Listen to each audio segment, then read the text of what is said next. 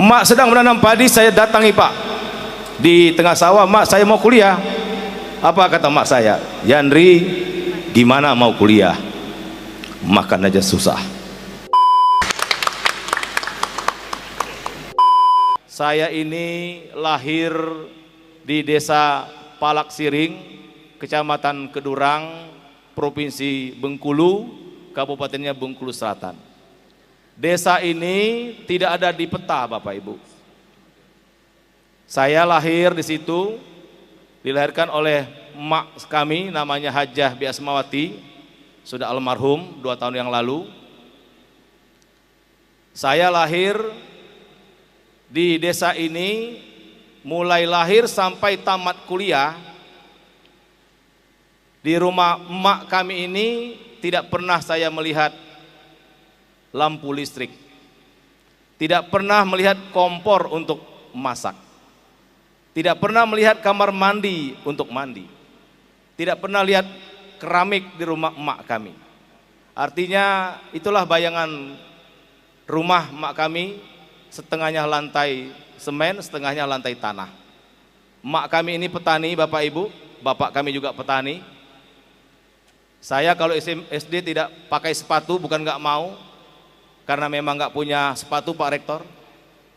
Saya SMP, Bapak Ibu, harus menyeberang sungai, pakai kain basahan dulu, belum bisa pakai celana sekolah, sambil megang sepatu dan buku, nyebrang sungai setiap hari. Kalau lagi musim hujan sering hanyut, Bapak Ibu. Jalan kakinya pulang pergi 14 kilo, Bapak Ibu.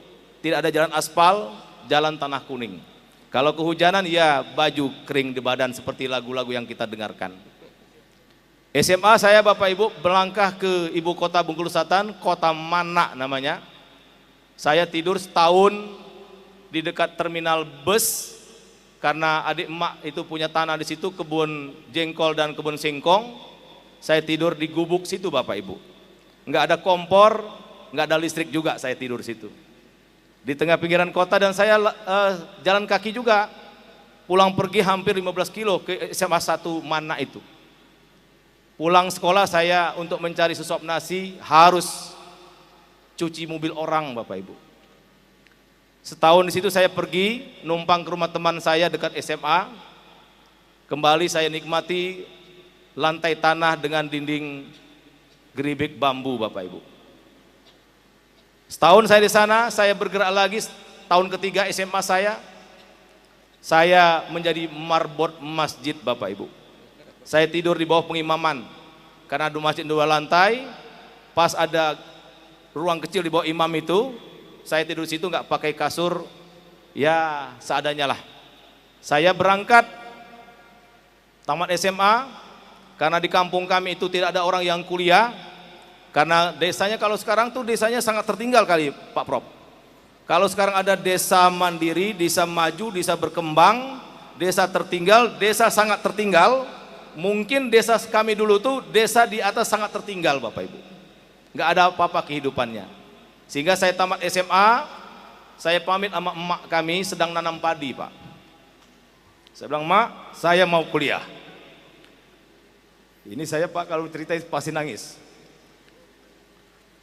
Emak sedang menanam padi, saya datangi Pak di tengah sawah. "Mak, saya mau kuliah." Apa kata emak saya? "Yandri, gimana mau kuliah? Makan aja susah." Dan jarak antara desa kami itu dengan kota Bengkulu, Bapak Ibu, 220 kilo. Dan saya belum pernah ke kota Bengkulu waktu itu. Akhirnya saya bilang, "Mak, nggak apa-apa, Mak. Doa Mak saja, restu Mak saja. Insya Allah saya akan berjuang." Akhirnya saya berangkat, Bapak Ibu, dengan modal setengah karung beras menuju kota Bengkulu. Saya mohon maaf, Bapak Ibu. Dan saya ini ingat emak saya sudah meninggal juga ini. Insya Allah ahli surga. Nah, selama saya kuliah, Bapak Ibu, saya juga melakukan langkah-langkah yang menurut saya tidak dilakukan oleh orang lain. Saya tetap banyak tidur di masjid, Bapak Ibu. saya jadi guru ngaji TPQ. Dan saya mencari uang itu saya kolek atau ajak ibu-ibu yang bayar listrik. Kalau dulu kan bayar listrik ke PLN Pak Prof. Akhirnya saya buat dengan bersama-sama, saya bilang, Bu, daripada ibu antri di PLN, lebih baik saya yang bayarkan ke PLN secara kolektif. Nah itu yang saya dapat duit di situ Bapak Ibu.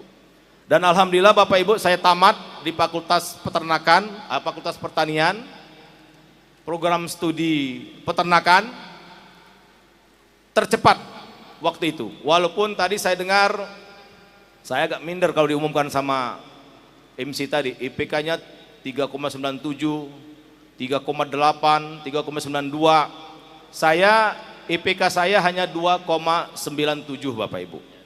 Ya, dan saya tidak pernah kuliah di politik. Keluarga saya juga nggak ada yang di politik. Tapi alhamdulillah Profesor Fatah, dalam hidup saya sudah melalui banyak pengalaman. Saya pernah ketua Komisi 8 DPR RI, pernah juga menjadi wakil ketua MPR, dan juga alhamdulillah sekarang Bapak Presiden Prabowo Subianto memberikan kepercayaan kepada saya sebagai Menteri Desa dan Pembangunan Daerah Tertinggal. Saya orang desa Bapak Ibu. Pak Prabowo memberikan amanah yang begitu mulia kepada saya.